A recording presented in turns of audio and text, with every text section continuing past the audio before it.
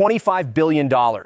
That number alone should stop you. Because right now, the United States has spent over $25 billion on a war most Americans still don't fully understand. No clear victory, no clear timeline, and more importantly, no clear explanation. But here's where it gets strange. Everything looks normal. Officials sound confident, military briefings are controlled, public statements are polished, like everything is going exactly as planned. But let's be honest, if everything is fine, why is the first real doubt coming from inside the system itself? Because for the first time in over 60 days, the hard questions aren't coming from the media.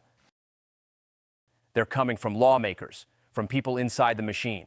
And when doubt starts internally, that's not noise, that's a signal. At the beginning, the story was simple: a strategic operation, a necessary move, a controlled mission with clear objectives, fast execution, limited engagement, a clean show of power. That was the expectation. And early on, that's exactly how it was presented. Everything under control. But wars don't stay simple. They evolve, they stretch, and sometimes they become something nobody planned for. 60 days later, the tone has changed. At a Capitol Hill hearing, something unusual happened. The pressure didn't come from critics. It came from lawmakers themselves, some of them veterans, people who understand war better than most. And they asked one question: are we actually winning? The answer came instantly. Yes, confident, direct, an astounding military success. But here's the problem. Confidence doesn't prove reality, because when the questioning continued, the narrative didn't hold. It shifted. When lawmakers asked about timelines, there was hesitation. When they asked about cost projections, there was no clear answer. When they asked what success actually looks like, the answers became careful. And in Washington, careful usually means one thing: they don't want to say it out loud. Now step back and look at what's actually happening. Take the Strait of Hormuz, one of the most critical choke points on the planet, a region that controls a massive portion of global energy flow.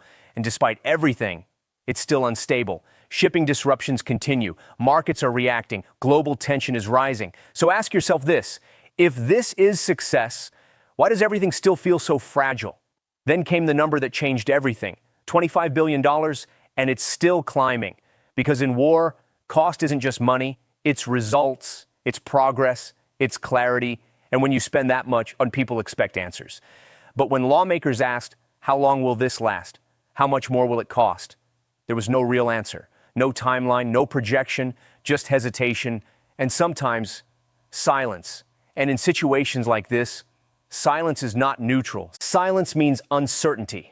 But what's happening behind the scenes might be even more serious, because according to reports, even officials inside the administration are starting to question the information they're receiving, not from outside sources, from the Pentagon itself. And this is where everything changes, because when internal trust starts to break, it's no longer about strategy, it becomes about credibility. Then came another warning: military resources. There are growing signs that the U.S. may be using its stockpiles faster than expected. Some estimates suggest over half of certain critical munitions are already gone. Half in under 90 days. If that's true, this isn't just a concern, it's a vulnerability, because this conflict doesn't exist in isolation. The world is unstable, multiple tensions are already building, and the U.S. doesn't get to choose when the next conflict begins. So ask yourself this: what happens if something bigger starts before this one ends?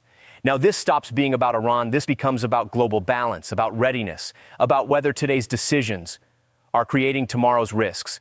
At the same time, the pressure is growing. Lawmakers are no longer just asking questions. They're challenging the narrative publicly, directly, aggressively, not because they oppose the mission, but because they want answers. Because when answers become vague, trust starts to break. And when trust breaks, everything becomes harder to sustain. Public support weakens, political unity fractures, decisions get questioned. And for the average American, none of this is clear. $25 billion, rising energy costs, global instability, and still no clear definition of success. So the question becomes simple: what are we actually achieving?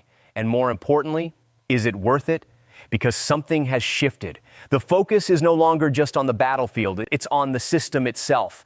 how decisions are made, how information is controlled, and what's actually being hidden. Because wars aren't just fought with weapons, they're sustained by trust. And right now, that trust is being tested. And while this is happening, the world is watching. Allies, adversaries, everyone. Because in geopolitics, perception is power, and uncertainty creates opportunity. This is what makes this moment dangerous. Because the outcome won't just affect this war, it will shape the future. Global influence, strategic control, and how power is used next. But more than anything, it will shape trust. Because once questions start, they don't stop. They spread. They grow. So where does this go from here? No one is answering that directly. Because the truth is, there isn't just one path. It could stabilize, it could escalate, or turn into something far more complex. But here's the part nobody is saying clearly. We may already be past the point where this stays contained. And now we reach the real question, not just are we winning, but is the system itself still in control? Because if the answer is uncertain, then this isn't just a war. This is a stress test, a test of leadership, a test of systems, a test of truth. And like every stress test, the real results don't show up immediately. They show up later, when something finally breaks. And by the time that happens, it's already too late to go back.